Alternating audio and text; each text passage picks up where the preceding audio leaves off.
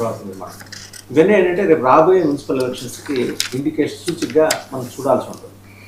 ఈ కంప్లీట్గా హైదరాబాదు, బెంగళూరు, బాంబే తరహాలో అమరావతిని ఆర్థిక రాజధానిగా తీర్చిదిద్దాలని లక్ష్యం. బట్ హైదరాబాద్కి, బెంగళూరుకి, ముంబైకి ఉన్న విశేషణాలు అమరావతికి ఉన్నాయి. అమరావతికి కల్పించే ప్రయత్నం గడిచిన మరి రాష్ట్రం ఏర్పడినప్పటి నుంచి, ఆంధ్రప్రదేశ్ ఏర్పడినప్పటి నుంచి జరిగినాయా, అది ఇంక్లూడింగ్ వైసీపీ హయాంలో కూడా జరిగింది. వీళ్ళు వాళ్ళ మీద బ్లేమ్ గేమ్ స్టార్ట్ చేస్తారు. వైసీపీ మీద 5 ఏళ్ళు ఆయన పట్టించుకోలేదు, పాడు పెట్టాడు. సరే, అంతకుముందు 5 ఏళ్ళు ఇల్లే ఉన్నారు, ఇప్పుడు వచ్చి 3 ఏళ్ళు అయిందిగా.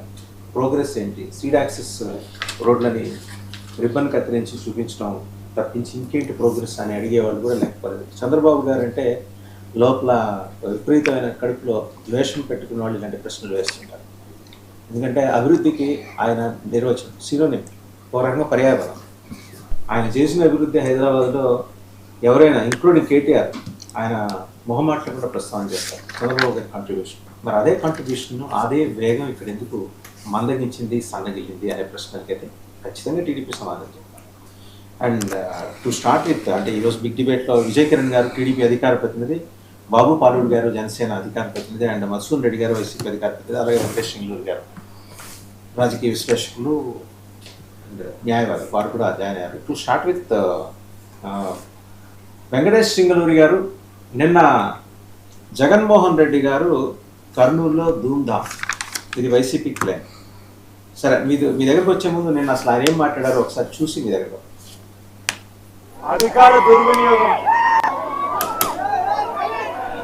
అధికార దుర్వినియోగం అన్నది ఏ స్థాయిలో ఉంది అన్నది చెప్పడానికి విరూపాక్షన్న ఉదాహరణే ఒక ప్రస్ఫుటమైన ఎగ్జాంపుల్ గా హిస్టరీలో ఎప్పటికీ నిలబడిపోతుంది. రెడ్ బుక్ రాజ్యాంగంతో వెన్నుపోటు పార్టీ పాలనలో ఆ వెన్నుపోటు పార్టీ నాయకుడు రచించిన కుట్ర రాజకీయాలు ఈరోజు మనం చూస్తా ఉన్నాం. విరూపాక్షన్న అరెస్టు, అన్యాయంగా ఆయనను జైలుకు పంపడం, ఈ రెండు కూడా రెడ్ బుక్ రాజ్యాంగం రాష్ట్రంలో ఎలా అమలవుతా ఉంది అని చెప్పి అర్థం పడతాయి. అధికార దుర్వినియోగం అన్నది ఏ స్థాయిలో ఉంది అన్నది చెప్పడానికి విరూపాక్షన్న ఉదాహరణే ఒక ప్రస్ఫుటమైన. అధికార దుర్వినియోగం ఏ స్థాయిలో ఉన్నది అనేది విరూపాక్షన్న ఆయన భాషలో, ఆయన అరెస్టే ఉదాహరణ. ఆయన వాళ్ళ కార్యకర్త మీద దాడి జరిగిందని తెలిసి ఎస్ఐకి, సిఐకి ఫోన్ చేసినా పట్టించుకోకపోవడంతో వెళ్తుంటే ఆయన మీద దాడి చేసిన వాళ్ళే తిరిగి కేసు పెట్టడం ఏంటి? It's nothing but implementing red book రాజ్యాంగం అని చెప్పేసి ఆయన అంటున్నారు. మీరేమంటారు? ముందుగా మీకు 99 వీక్షకులకి, అలాగే ప్యానెల్లో ఉన్నటువంటి సోదరులకి వెరీ గుడ్ మార్నింగ్ అండి. జగన్మోహన్ రెడ్డి గారు చెప్పినటువంటి విషయం ఏదైతే ఉందో దీన్ని మనం కంపేర్ చేసి చూసుకోవాలి సార్. కంపేర్ చేసి చూసుకోవాలి అని అంటే, ఇటు మన ఏలూరు చింతలపూడి నియోజకవర్గానికి సంబంధించినటువంటి వ్యవహారం కానివ్వండి, విరూపాక్ష గారి వ్యవహారం కానివ్వండి, ఈ రెండింటిని కంపేర్ చేస్తే ఒక చోట అర్ధరాత్రి పూట ఒక న్యాయవాది ఇంటి పైన సాక్షాత్తు తెలుగుదేశం పార్టీ ఎమ్మెల్యే గారు దాడి చేసినటువంటి వ్యవహారం, దానిలో న్యాయవాది పైన కేసు కట్టడం జరిగింది. మరి విరూపాక్ష గారి వ్యవహారానికి వచ్చేపాటికి ఇక్కడ దాడి చేశారంటున్నారు. విరూపాక్ష గారు మా వ్యక్తుల మీద దాడి జరిగింది, మా కార్యకర్తల మీద దాడి జరిగింది, వెళ్ళినప్పుడు వాళ్ళ యొక్క వస్త్రాలు కానివ్వండి, ఆ మహిళ యొక్క వస్త్రాలు కానివ్వండి, వాళ్లే చించుకుని వాళ్లే మా మీద కేసు పెట్టారనేటువంటి ఒక వ్యవహారాన్ని చెప్తున్నారు. అది సోషల్ మీడియా అంతా కూడా ప్రచారం జరుగుతుంది. అక్కడ ఎవరు ఏ విధంగా వ్యవహరించారు అనేది కూడా మనం అందరం కూడా చూసినటువంటి వ్యవహారం. అయితే ప్రభుత్వం యొక్క ఈ ద్వంద్వ వైఖరిని మనం గమనిస్తే ఖచ్చితంగా ఇది ఏకపక్షంగా విరూపాక్ష గారి మీద కేసు కట్టారు అని చెప్పేసి మనం విశ్లేషించక తప్పదు. ఎందుకంటే ఒకవైపు సొంత పార్టీ ఎమ్మెల్యే పైన వ్యవహరించినటువంటి తీరు, రెండో వైపు ప్రతిపక్ష పార్టీ మీద వ్యవహరించినటువంటి తీరును మనం ఖచ్చితంగా ఈ రెండింటిని కంపేర్ చేసే విశ్లేషణ చేయాలి. ఈ రకంగా చూసుకున్నట్లయితే ఖచ్చితంగా ఇది అక్రమ కేసు కింద మనం వ్యవహరించక తప్ప. అయితే ఏది ఏమైనప్పటికీ కూడా కర్నూలు పర్యటన ఫిక్స్ అయిన దగ్గర నుంచి కూడా ఒక సెక్షన్ ఆఫ్ మీడియాలో ఈ రోజు ప్రచారం ఏం జరిగింది అని అంటే, కర్నూలు జగన్మోహన్ రెడ్డి గారు వస్తున్నారు, అక్కడ ఉన్నటువంటి మా భరత్ గారు కూడా అక్కడ ఉన్నటువంటి పోలీస్ అధికారుల మీద ఆయనకి కంట్రోల్ లేదు అని చెప్పేసి అని ఆయన ముఖ్యమంత్రి గారికి కంప్లైంట్ చేశారు. కర్నూలు వచ్చిన తర్వాత ఇక్కడ రప్ప అంట ఎన్ని మర్డర్లు జరుగుతాయి అని చెప్పేసి అని ఒక సెక్షన్ ఆఫ్ మీడియా పోర్ట్రే చేయడం జరిగింది. మరి ఈ రోజు ప్రశాంతంగానే జగన్మోహన్ రెడ్డి గారి యొక్క పర్యటన జరిగింది. ఇది అందరూ ఆహ్వానించదగిన పరిణామం. అయితే భవిష్యత్తులో ఇలాంటి కార్యక్రమాలు చేసేటప్పుడు ఖచ్చితంగా ఒక సెక్షన్ ఆఫ్ మీడియాకి ఈ చెప్పదలుచుకున్నది ఏంటంటే, రప్ప అనేది ఇది కేవలం ప్రతిపక్ష పార్టీల మీద కొంతమంది చేస్తున్నటువంటి ప్రచారమే తప్ప దీనివల్ల వచ్చేటువంటి ఉపయోగం లేదు. ప్రజల్ని భయభ్రాంతులను చేయాల్సినటువంటి అవసరం అంతకన్నా లేదు. ఒక ప్రతిపక్ష నాయకుడిగా జగన్మోహన్ రెడ్డి రావటం, ప్రభుత్వం మీద సహజంగా విమర్శలు చేస్తారు కాబట్టి ఆ విమర్శలకి ఒక అర్థవంతమైనటువంటి పరిష్కారం చూపించడమే ప్రభుత్వం యొక్క పని. అలా కాకుండా వ్యక్తిగతంగా లేదంటే పార్టీని ఈయన గొడ్డల పార్టీ అని, ఆయన వెన్నుపోటు పార్టీ అని చెప్పేసి అని పోర్ట్రే చేసుకోవడం కూడా అనవసరమైనటువంటి కార్యక్రమంగా మనం చూడాలి. ప్రజలకి అల్టిమేట్ గా రాజకీయ నేతలు ఎవరైనా కానీ ప్రజలకు సేవ చేసే విధంగా ఉండాలి, ప్రజా సమస్యల మీద గళమెత్తే విధంగా ఉండాలి. ప్రభుత్వం ఖచ్చితంగా ఈ ప్రజా సమస్యలని ఏవైతే ప్రతిపక్షం చూపించినటువంటి సమస్యలు కానివ్వండి, లేదా ప్రభుత్వమే గుర్తించినటువంటి సమస్యలు కానివ్వండి, వీటి మీద పరిష్కారాలు చూపిస్తే భవిష్యత్తు ఉంటుంది. కానీ ఈ రకమైనటువంటి ప్రచారాల వల్ల ఉపయోగం లేదు.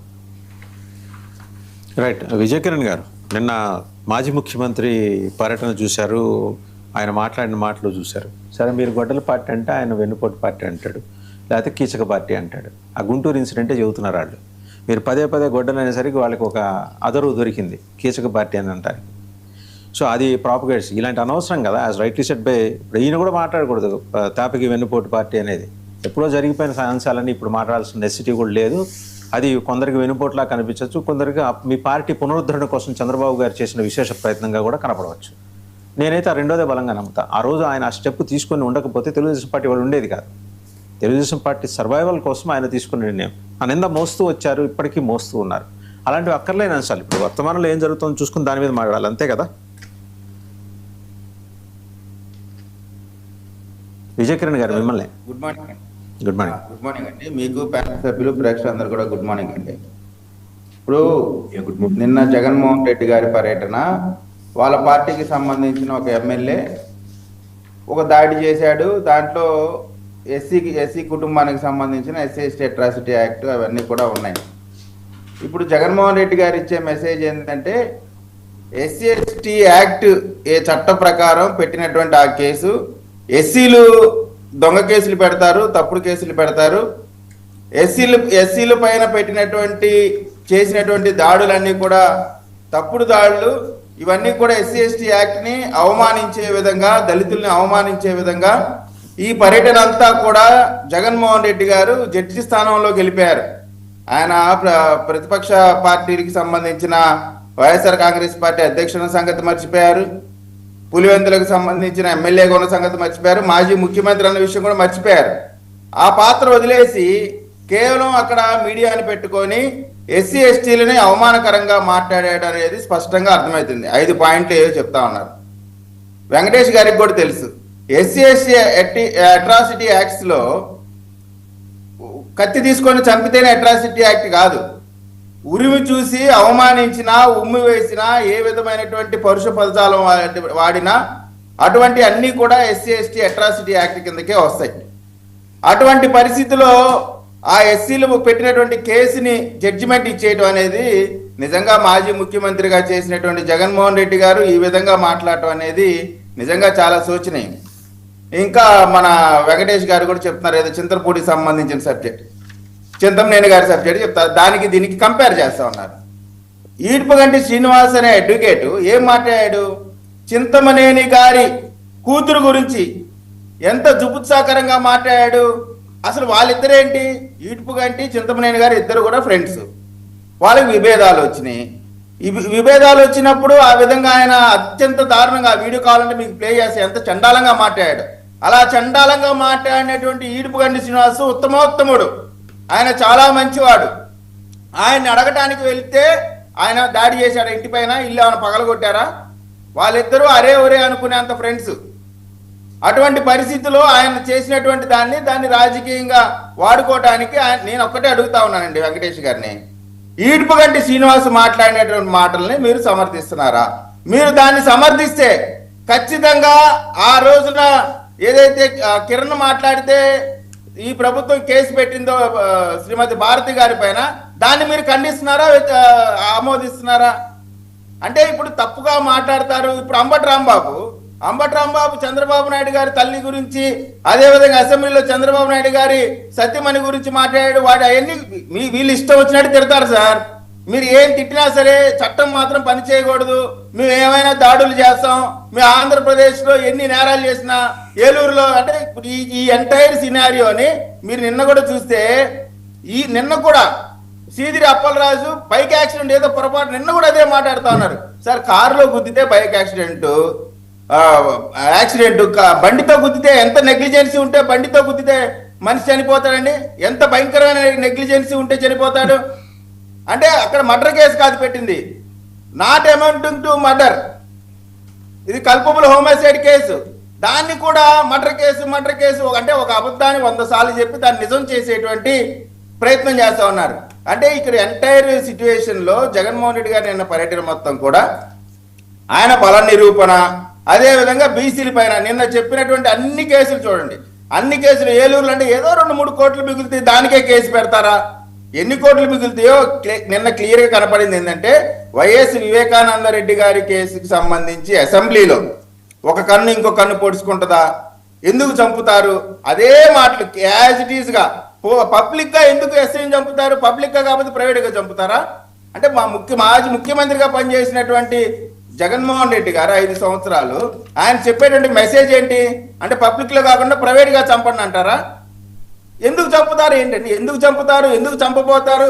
ఈ చంపబోవడం ఇటువంటి వ్యవస్థ కరెక్ట్ కాదని చెప్పాల్సింది పోయి పబ్లిక్లో ఎందుకు చంపుతారని అడిగారంటే, ఇంతకంటే ఆంధ్రప్రదేశ్లో అశాంతిని నెలకొల్పాలనేటువంటి వాళ్ళ కుట్రలో భాగంగా చేస్తున్నటువంటి ఈ పరిస్థితి. జగన్మోహన్ రెడ్డి నిన్న ఇంకోటి మన గుంటూరుకు సంబంధించినటువంటి ముస్తఫా గారి గురించి మాట్లాడారు. ముస్తఫా గారు ఆ కుర్రవాడిని వాళ్ళ పిల్లలు కిడ్నాప్ చేసి తీసుకొచ్చిన మాట వాస్తవా కాదా? ఆ వాస్తవాన్ని పక్కన పెట్టి కేసు పెట్టారంటే మనం చేసిన తప్పు ఏంటి, మనం ఎక్కడ తప్పు చేసామని కాకుండా ఇప్పుడు ఎంతమంది నాయకులు అందరి మీద కేసులు పెడుతున్నారా? తప్పు చేసిన వాళ్ళు కాకుండా ఊరికే ఇంట్లో కూర్చొని తీసుకొచ్చి కేసు పెడుతున్నారా? ఇక్కడ ఏదైనా ఇన్సిడెంట్ జరిగినప్పుడు చట్టం తన పని చేస్తే ఓన్లీ బికాస్ దే ఆర్ ప్రతిపక్ష పార్టీకి సంబంధించిన నాయకులు కాబట్టి వాళ్ళపైన కేసులు పెట్టకూడదా? వాళ్ళకైనా లెవరేజ్ వస్తుందా? కాబట్టి ఆంధ్రప్రదేశ్లో చెప్తామండి, ఎవరైనా సరే నేరం చేస్తే ఏ పార్టీ అయినా సరే ఖచ్చితంగా శిక్ష ఉంటుంది. మీరు మళ్ళీ ఈ రోజున ఆ గుంటూరుకు సంబంధించిన అంశం మళ్ళీ మీరు లేవనెత్తారు కాబట్టి చెప్తాను. నేరం చేసిన తెలుగుదేశం పార్టీ కార్యకర్త ఈ రోజు కూడా జైల్లోనే ఉన్నాడు. అతనే తీసుకొచ్చి రాచమర్యాదలు చేసి ఆంధ్రప్రదేశ్లో ఒక మాజీ ముఖ్యమంత్రి తమ్ముడు, అదేవిధంగా ఒక ప్రతిపక్ష నాయకుడి యొక్క చిన్నాన్న హత్య కేసులో చనిపోతే ఆయనకు అరెస్ట్ లేదు. ఆయనకు ఉన్నటువంటి విచారణలో వచ్చినటువంటి దాంట్లో అనేకమైనటువంటి జడ్జిమెంట్స్ వస్తా ఉంటాయి. ఒకటేనండి కాదు విజయ్ కిరణ్ గారు, మీరే అధికారంలో ఉన్నారు. జగన్మోహన్ రెడ్డి ఎన్నాళ్ళు బయట తిరగనిస్తారు? ఓ రోజు చెప్పడం దేనికి? అరెస్ట్ చేసి లోపలేయచ్చుగా. సార్ వినండి సార్, ఇప్పుడు మా చట్టం ఉంటది సార్. నాకు వివేకానంద రెడ్డి గారి కేసులో అవినాష్ గారి మీద కోపం ఉందని, అవినాష్ రెడ్డి గారి మీద కోపం ఉంది లేదా ఆయన మర్డర్ చేశారు కాబట్టి నా ఇష్టం వచ్చినట్టు నేను చేయడం, దానికి చట్టం ప్రాసెస్ ఉంటది. ఆయన హైకోర్టుకి వెళ్ళి మీ ఛార్జ్ షీట్లు మీ ప్రాసిక్యూషన్లు ఏమైనాయి? చట్టం ఎంతకాలం తీసుకుంటుంది సార్? జగన్మోహన్ రెడ్డి గారు ముఖ్యమంత్రిగా ఉన్న సమయంలోనే ఆయనకి బెయిల్ వచ్చింది. మా ప్రభుత్వం ఉన్నప్పుడు బెయిల్ రాలా? ప్రభుత్వం అన్నారు కదా, అరెస్ట్ చేయండి. ఇప్పుడు అంత స్పష్టంగా ఆయన నిందితుడు ముద్దాయి అరెస్ట్ చేసి లోపల పెట్టేయండి. బెయిల్ తీసుకున్నటువంటి సార్, మీరు ఊరికే మీకు చట్టం తెలుసు, మీరు లెర్న్డ్ పర్సన్ ఒకసారి బెయిల్ తీసుకొని వచ్చినాక మళ్ళీ మేము తీసుకెళ్లి ఊరికి జస్ట్ లైక్ దట్ లాగా సార్ మేము అదే జగన్మోహన్ రెడ్డి గారి పరిపాలన అయితే సార్ జగన్మోహన్ రెడ్డి గారి పరిపాలన అయితే ఎవరి మీద కోపం ఉంటే వాళ్ళని ఎక్కడ పడితే అక్కడ జైల్లో వేయగలుగుతారు. ఇది చంద్రబాబు నాయుడు గారి ప్రభుత్వం కాబట్టి సొంత ప్రయోజనాల గురించి చూసేటువంటి అవకాశం లేదు. వాళ్ళలాగా చంద్రబాబు నాయుడు గారిని ఎఫ్ఐఆర్ లో పేరు లేకుండా అరెస్ట్ చేశారు. సొంత ప్రయోజనాలు ఏముంటాయి అవన్నీ తీసుకెళ్లి ఇందులో ఆయన వ్యక్తిగతంగా మీరేం కేసు పెట్టలా, బోళ్ళని కేసులు ఉన్నాయి, ఏదో కేసులో పెట్టించండి లోపల. ఎవరి మీద అండి? జగన్మోహన్ రెడ్డి గారి మీద బోళ్ళని ఉన్నాయి కదా, ఏదో కేసులో పెట్టించండి. చాలా మంది మీద పెట్టిస్తున్నారు కదా మీరు. ఏం జగన్మోహన్ రెడ్డి గారి మినహాయింప మీకు ఆయన అంటే ప్రేమ ఆయన మీద? జగన్మోహన్ రెడ్డి గారి లాగా చేసేటువంటి ప్రభుత్వం ఈ ప్రభుత్వం కాదు కాబట్టి చంద్రబాబు నాయుడు గారిని అరెస్ట్ చేసే ముందు చంద్రబాబు నాయుడు గారి పేరు ఎఫ్ఐఆర్ లో ఉందా? పోనీ నోటీస్ ఇచ్చారా? ఎక్కడన్నా సరే చంద్రబాబు నాయుడు గారిని వాళ్ళు విచారణ చేశారా? డైరెక్ట్ గా వచ్చారు, అరెస్ట్ చేసి తీసుకెళ్లిన తర్వాత 24 గంటల తర్వాత ఎఫ్ఐఆర్ లో పేరు పెట్టారు. అటువంటి చెయ్యం మేము, అటువంటి చెయ్యం. చట్టాన్ని మేము వాడుకోం. వాళ్ళలాగా వాళ్ళ సొంత ఎంపీనే తీసుకెళ్లి పిచ్చకొట్టుడు కొట్టారండి. మేము అలాంటి ప్రాక్టీసెస్ చేయం కదా సార్. ఒకటి ఓవరాల్ గా వైఎస్ఆర్ కాంగ్రెస్ పార్టీ నేరం చేస్తారు, బూతులు తిడతారు, రెచ్చగొడతారు, అయినా సరే కేసులు పెట్టకూడదు. ఇది వాళ్ళ ఉద్దేశం. వాళ్ళు నేరం చేస్తారు, కిడ్నాపులు చేస్తారు, కేసులు పెట్టకూడదు. ఎందుకంటే వాళ్ళు వైఎస్ఆర్ కాంగ్రెస్ పార్టీ లీడర్ కాబట్టి. ఒకసారి సింగళూరు వెంకటేష్ గారు ఏదో చెప్పబోతున్నారు, చెప్పిన తర్వాత బాబు పాలూరు గారి దగ్గరికి వెళ్దాం. వెంకటేష్ గారు, మీరు ఆయన అడిగిన దానికి ఏదో రైస్ చేశారు, ఏదో చెప్దాం అనుకున్నారు మీరు. ఏదైతే ఏలూరు ఉదంతం ఉందో అక్కడ ఉన్నటువంటి లాయర్ గారిని దుర్భాషలాడటం కానివ్వండి, అర్ధరాత్రి పూట ఆయన ఇంటి మీద దాడి చేయడం కానివ్వండి, సోషల్ మీడియా కానీ మెయిన్ స్ట్రీమ్ మీడియాలో కానీ స్పష్టంగా అర్థమవుతున్నటువంటి విషయం. ఒకవేళ ఆయన మాట్లాడింది ఏదైనా తప్పుగా ఉంటే చట్టపరమైనటువంటి చర్యలు తీసుకోవాలి, కానీ అర్ధరాత్రి మద్యపానం సేవించి ఎమ్మెల్యే గారు ఆ ఇంటి మీదకి వెళ్తారు, దాన్ని విజయ్ కిరణ్ గారు సమర్థిస్తారనమాట. మరి ఈ రోజు విరూపాక్ష గారు మాత్రం ఏమి ఇందుకు విరుద్ధంగా ప్రవర్తించారని ఆయన అరెస్ట్ చేసినటువంటి పరిస్థితి ఉంది. ఇంకొక పక్కన ఏలూరులో జరిగినటువంటి చింతమనేని గారి స్వయాన ఆయన కూతురే మావయ్య మాట్లాడింది నా గురించి కాదు, మీరు దయచేసి ఇంటికి రండి అని చెప్పేసి అని చెప్తున్నటువంటి వీడియో ఉంది. దాని మీద ఆయన వివరణ కూడా ఇచ్చారు. ఏలూరులో నేను ఎత్తుకుని పెంచినటువంటి పిల్ల, ఆ పిల్లని ఉద్దేశించి నేను మాట్లాడలేదు, ఎవడో కట్ అండ్ ఎడిట్ పేస్ట్ చేసినటువంటి వీడియోని చింతమనేనికి చూపించుంటారు అని చెప్పేసి అన్న తర్వాత కూడా అతని మీద దాడి, ఆ తర్వాత కూడా అతని మీద కేసులు కట్టి అతన్ని రిమాండ్ కు పంపించడానికి పూర్తిగా సహకరించింది ప్రభుత్వం. కానీ అక్కడ ఉన్నటువంటి కోర్టు విజ్ఞతతో ప్రవర్తించింది కాబట్టి ఆ లాయర్ గారు ఇమీడియట్ గా రిమాండ్ కలగకుండా బయటకు వచ్చినటువంటి పరిస్థితి. ఏదో ఆయన దాడి చేసాడు కాబట్టి వీళ్ళేదో జాలిపడి వదిలేశారన్నట్టు మాట్లాడుతున్నారేంటి?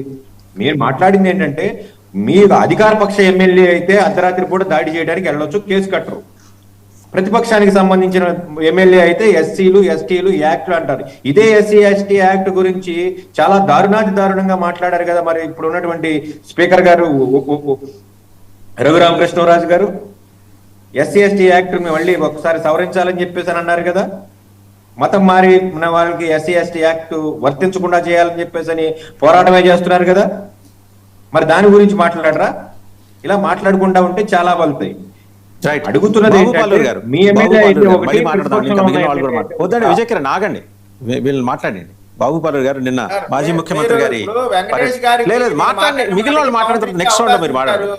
ఆయనకి ఇచ్చినప్పుడు ఆయన చెప్పినటువంటి వారికి నేను సమాధానం చెప్పాల్సిన, మీరు అడిగిన దానికి ఆయన సమాధానం చెప్పారండి. ఇలా మీ ఇద్దరు మాట్లాడుతున్నారు వీళ్ళు ఆడియన్స్ కాదు కదా, వీళ్ళు కూడా పార్టిసిపెంట్స్. మీరు ఆగండి, నెక్స్ట్ రౌండ్ దాకా ఆగండి దయచేసి. మీరు అడిగిన ప్రశ్నగా ఆయన సమాధానం చెప్పారు, నెక్స్ట్ రౌండ్ దాకా ఆగండి సార్. తెలుగుదేశానికి కూడా ఇవ్వండి. మీరు మాట్లాడినప్పుడు అసలు ఎవరు ఇంటరప్ట్ చేయలేదు, మీరు శాంతం మాట్లాడించాం. మీరు అక్కర్లేని అంశాలు కూడా ఇందులో చూపించి మాట్లాడారు, అయినా విన్నాం. చింతమనేని గారి గురించి మాట్లాడినప్పుడు ఆయన చెప్పారు, సార్ చింతమనేని గారి పిల్లల సంస్కారం ఇక్కడ కనబడతా ఉంది. వాళ్ళు తిట్టినప్పుడు కూడా వద్దని చెప్పి తీసుకెళ్లారు, మన తర్వాత మాట్లాడదాన్ని తీసుకెళ్ళంటే చింతమనేని గారు చెప్పారు కదా. బాబు పాలూరు గారు నిన్న కర్నూలులో మాజీ ముఖ్యమంత్రి చేసిన వ్యాఖ్యలు, ఏపీలో అధికార దుర్వినియోగం పతాక స్థాయికి చేరుకుంది. ఏంటి ఆయన చెప్పారు, మొత్తం దొంగలు బందిపోట్ల తరహాలో పోలీసులు ఎమ్మెల్యే ఇంటిపైకి వెళ్ళారు.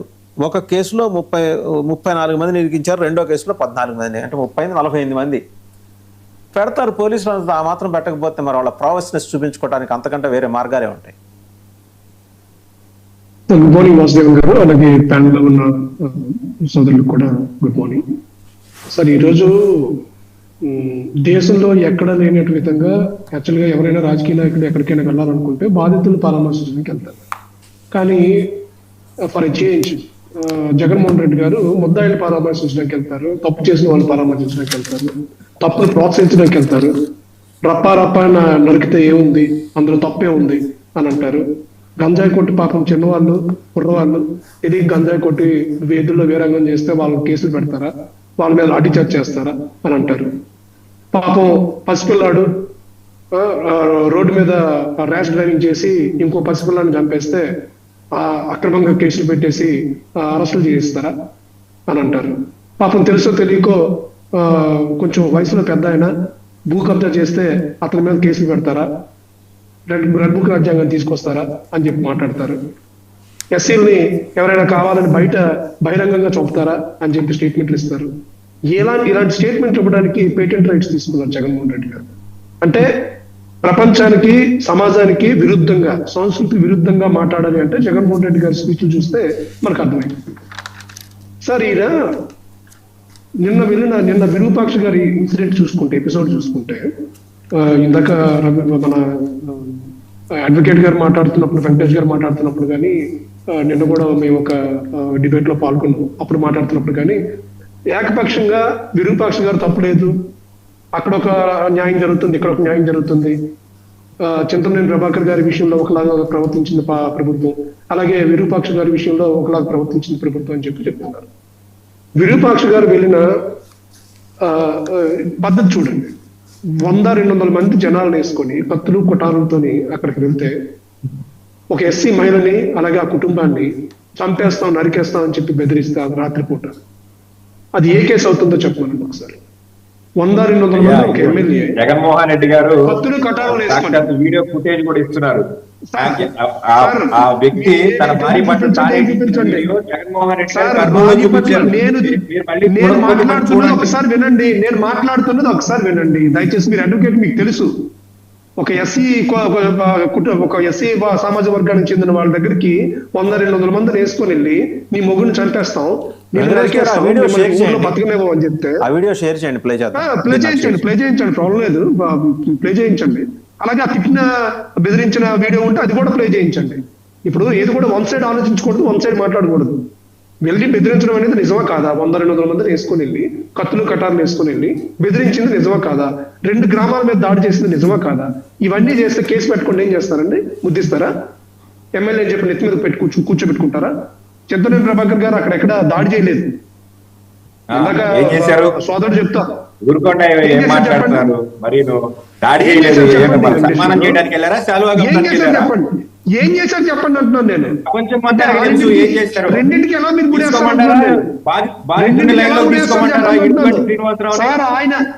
సార్, ఆయన వాళ్ళిద్దరు కూడా బెస్ట్ ఫ్రెండ్స్. పరిస్థితి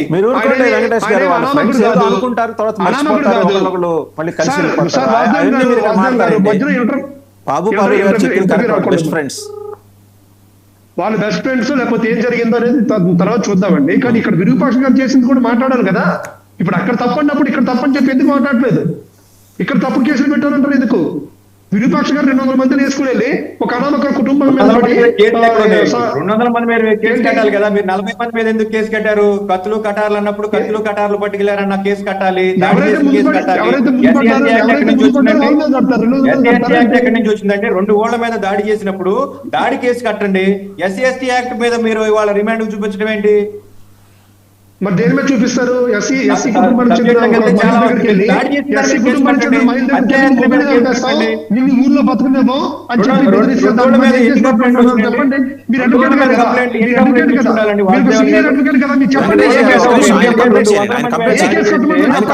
ప్లీజ్ వెంకటేష్ గారు ఆయన కంప్లీట్ చేయండి ప్లీజ్. సార్, వాసుదేవన్ గారు ఒక ఎస్సీ సామాజిక వర్గానికి చెందిన ఒక మహిళ దగ్గరికి వెళ్ళి నీ మొగుడిని చంపేస్తా, నీ మొగుడు ఎక్కడో చెప్పు, లేదంటే నీ ఊర్లో బతికినావని చెప్పి 2 గ్రామాల మీద దాడులు చేసిన వ్యక్తి మీద ఏ కేసులు కట్టుకుంటారో చెప్పండి. ఖచ్చితంగా మీరు చెప్పిన దాంతో నేను ఏకీభవిస్తాను. నా ప్రశ్న ఒకటే, ఈయన ఎస్ఐకి సిఐకి ఫోన్ చేసినప్పుడు వాళ్ళు ఎందుకు వెళ్ళలేదు? లోకల్ ఎమ్మెల్యే పర్మిషన్ SI కి CA కి ఎక్కడ ఫోన్ ప్రొసీజర్ చేశాడు? ఏది ఏంటంటే బాధాలో చూపించమనండి. లోకల్ ఎమ్మెల్యే గారిని అడిగి తర్వాత కేసు కట్టచ్చా కూడదా ఇలాంటివి నిర్ణయాలు తీసుకుంటున్నారట. ఆయనకి తిక్కరేగి ఎల్లుంటాడు. వెళ్ళిన తర్వాత దాడి చేసిన విషయంలో నేను మీతో పూర్తిగా ఏకీవేస్తున్నాను. ఒకవేళ దాడి జరిగింది అనుకుంటే ఖచ్చితంగా కేసు పెట్టాల్సిందే. SICI ఈయన ఫోన్ చేసినప్పుడు ఎందుకు రెస్పాండ్ కాలేదు? దానికి కూడా మీ ప్రభుత్వం సమాధానం చెప్పాలి కదా. నేను దాడి ఆయన వేరు ఫోన్ ఇది చేశాడు వేరు అని మళ్ళీ చెప్తున్నాడు రెండు సార్, వేరు కానీ వేరుగా ఎక్కడ చేసి చేశాడు? చెప్తున్నా. ప్రూఫ్ చూపించమనండి. ఎక్కడ చేశాడు? ప్రూఫ్ చూపించమనండి. ఆయన దాడి ఫోన్ కూడా చేయడానికి ఎత్తుకెళ్ళారుగా. ఒక పద్ధతి ఇంకేం పెట్టారు. చూపిస్తాడు ఆయన? ఆయన ఫోన్లోనే ఎత్తుక్కోండి. మీ సార్, ఇలా ప్రభుత్వానికి మాట్లాడితే ఎత్తమని చెప్పండి. మీ ఇలా ప్రభుత్వానికి మాట్లాడు మీ ప్రభుత్వానికి అంటే ఎత్తమని మరి ఎంక్వైరీ చెప్పండి. చేయొద్దా సార్? ఎంక్వైరీ చేయొద్దా? అంటే దాడి చేయడానికి వెళ్ళడానికి ముందు ఈయన ఎవరెవరితో మాట్లాడాడు, ఎలా మొబిలైజ్ చేశాడు జనాల్ని, అవన్నీ కూడా చూడొద్దా? ఎంక్వైరీ చేయొద్దా? ఫోన్ కూడా ఎంక్వైరీ చూడమని చెప్తున్నాం కదా. చూద్దా? ఫోన్ ఎలా మీరు సీజ్ చేశారు, సీసీ కెమెరాలు లాక్కెళ్లారు. అవన్నీ బయటకు వస్తాయి సార్, అవన్నీ బయటకు వస్తాయి. ఇప్పుడు ఆయన ఫోన్ లో రికార్డులు మనం కాల్ లిస్ట్ ని లేకపోతే కాల్ లాగ్ ని డిలీట్ చేసేంత ఇది ఉండదు. ఓకే, డిలీట్ చేస్తే డెఫినెట్ గా బయటకు రాగలవు. మళ్ళీ రిట్రై చేయొచ్చు, ఏం పర్లేదు. మీరు కూడా సాఫ్ట్వేర్ మీకు కూడా తెలుసు. మళ్ళీ రిట్రై చేయొచ్చు, అదేం ఇబ్బంది లేదు. రిట్రై చేయొచ్చు, అదేం ఇబ్బంది కాదు. సో ఇప్పుడు నేను చెప్పేది ఏంటంటే, నిన్న జగన్మోహన్ రెడ్డి గారు మాట్లాడుతా మా హయాంలో పోలీస్ స్టేషన్కి వెళ్తే చిక్కటి చిరునవ్వుతో పోలీసులేమో కూర్చోబెట్టి మరీ మర్యాదలు చేసేవాళ్ళంట కంప్లైంట్ ఇవ్వడానికి వెళ్తే.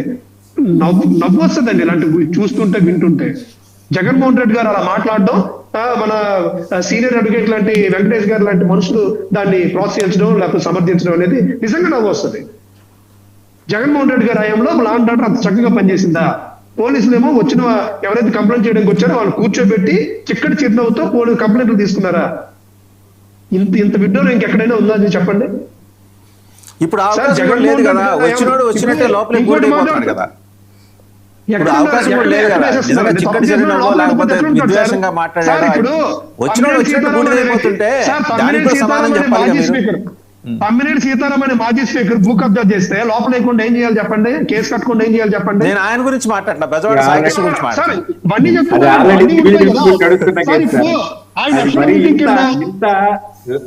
సార్ ఇక్కడ తమ్మినేని సీతారామన్ ఎవరు చుట్టాలు లేరు, ఆయన భుజాలు మోసుకోవాల్సిన అవసరం కూడా లేదు ఇక్కడ ఎవరికి. ఓకే, శ్రీధర్ అప్పలరాజు గారు నేను అడిగిన దానికి సమాధానం చెప్పండి సార్. ఆయన చిక్కటి చిరునవ్వు అయితే ఇదేంటి వెచ్చటి విద్వేషం? ఇది సార్ తప్పు చేసిన వాళ్ళు కేసులు కడతారు.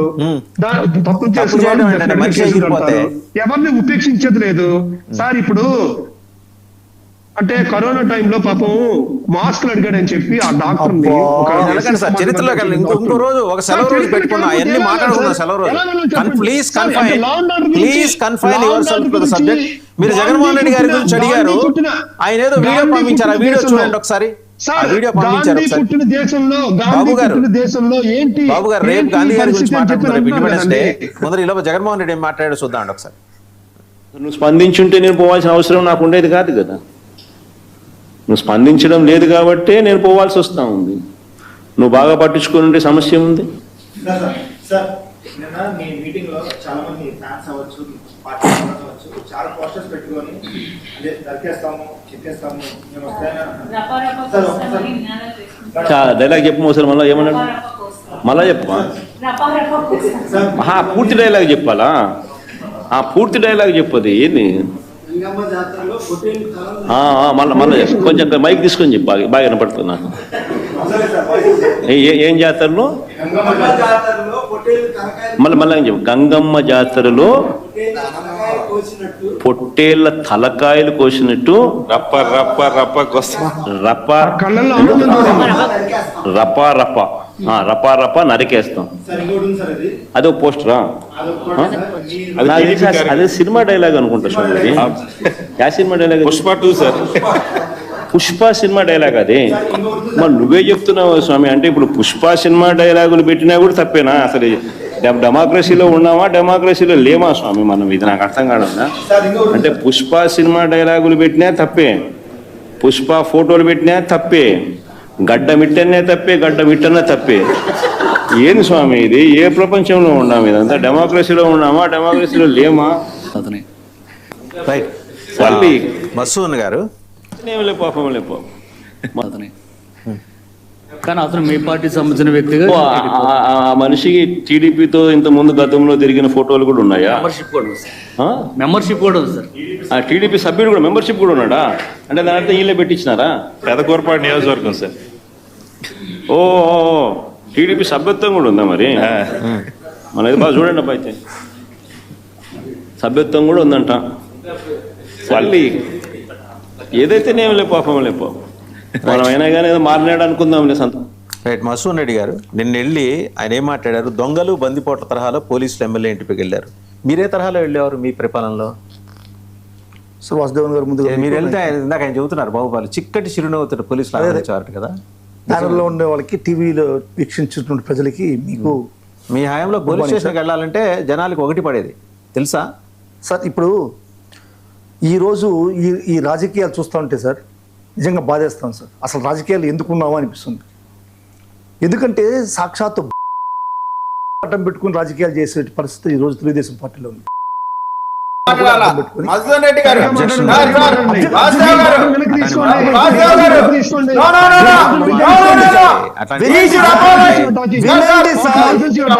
వినండి సార్, సాక్షాత్తు అది ఒక ఎమ్మెల్యే మీద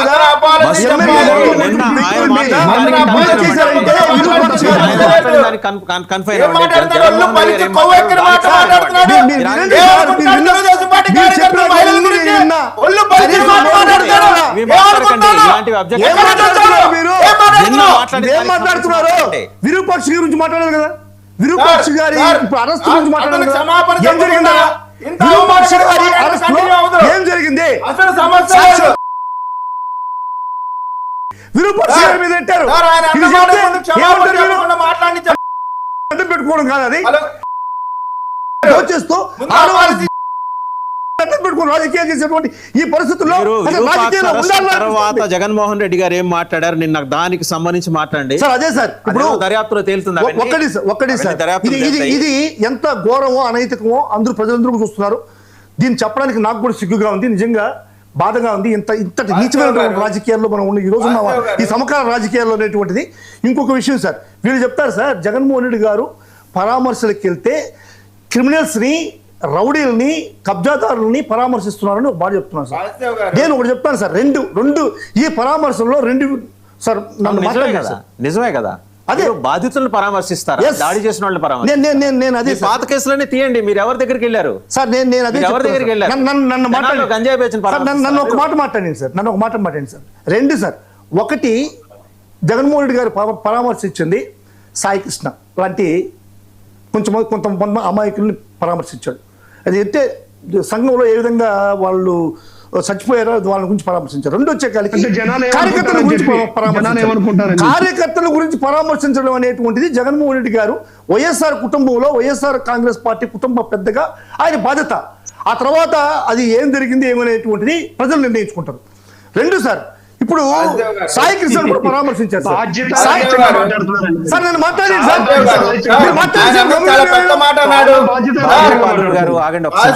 వాళ్ళకి ఇవ్వండి సార్ అవకాశం. ఒకటి సాయి కృష్ణ క్రిమినల్,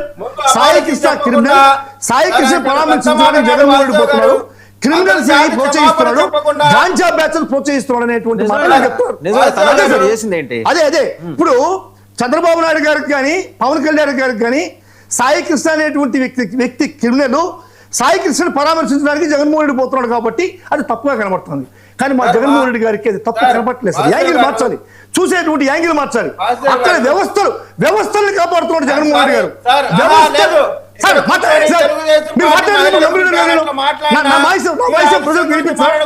ఉపన్యాసాలు ఇప్పిస్తున్నారంటే మీరు మాట్లాడారు కదా, మాట్లాడినప్పుడు ఆయన మాట్లాడలేదు కదా, మీరు ఆగండి. ఆగండి.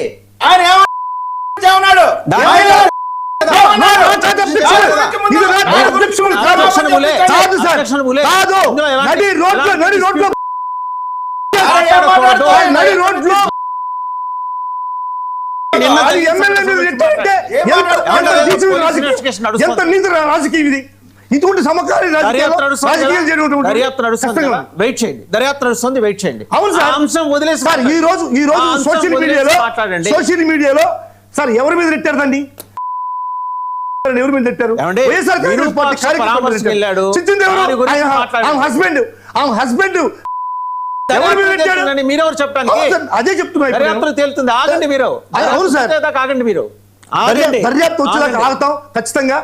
ఇది ఈ నీచమైన రాజకీయాలు. సార్ నన్ను మాట్లాడలేదు సార్. ఇప్పుడు సాయి కృష్ణ విషయంలో సాయి కృష్ణని పరామర్శించింది పవన్ కళ్యాణ్ గారికి కానీ చంద్రబాబు నాయుడు గారికి కానీ ఒక గాంజా, ఒక రౌడీ షీటరు అనేటువంటి వ్యక్తిని పరామర్శించాడు. కాబట్టి వీటన్నిటిని కూడా జగన్మోహన్ రెడ్డి ప్రోత్సహిస్తున్నాడు అనేటువంటి వాదనలో వాళ్ళిద్దరూ మాట్లాడారు. కానీ జగన్మోహన్ రెడ్డి గారి యొక్క యాంగిల్లో మనం చూడాల్సిన అవసరం ఉంది సార్. ఎందుకంటే జగన్మోహన్ రెడ్డి గారు ఇక్కడ చూసింది ఏంటంటే వ్యవస్థలు ఏ విధంగా నాశనం అయిపోతున్నాయి, ఈ వ్యవస్థలను ఏ విధంగా చంద్రబాబు నాయుడు గారు చేతిలోకి తీసుకుంటున్నాడు అనేటువంటిది జగన్మోహన్ రెడ్డి గారు గమనించాడు. ఇప్పుడు ఒక మనిషిని, ఒక వ్యక్తిని అరెస్ట్ చేసి లాకప్ డెత్ చేసి అతన్ని బూడిద చేసి బూడిద కూడా కుటుంబానికి ఇవ్వనటువంటి ఒక నేరం జరిగితే ఆ నేరంలో పోలీసు వ్యవస్థ కుంటిపడిపోయింది, అదేవిధంగా న్యాయ వ్యవస్థ కుంటిపడిపోయింది, రాజకీయ వ్యవస్థ కుంటిపడిపోయింది. దాన్ని ప్రశ్నించినటువంటి అందరి మీద కూడా అభియోగాలు మోపడం జరుగుతుంది. అంటే ఇక్కడ వ్యవస్థలంతా కూడా కుంటిపడిపోతున్నాయి. జగన్మోహన్ రెడ్డి గారు వాళ్ళ ఇంటికి పోయి పరామర్శించేంత వరకు కూడా సాయి కృష్ణ మర్డర్ ఈ విధంగా జరిగింది, బూడిదైపోయాడు, ఆ బూడిద కూడా వాళ్ళ తల్లి విజయలక్ష్మికి ఇవ్వలేదు అనేటువంటి ఒక బయటకు విషయం రాలా. కనీసం హెబియస్ కార్పొరేట్ పిటిషన్ వాళ్ళ అమ్మ వేసేంత వరకు కూడా సాయి కృష్ణ విషయం ఏమైందో తేరలా.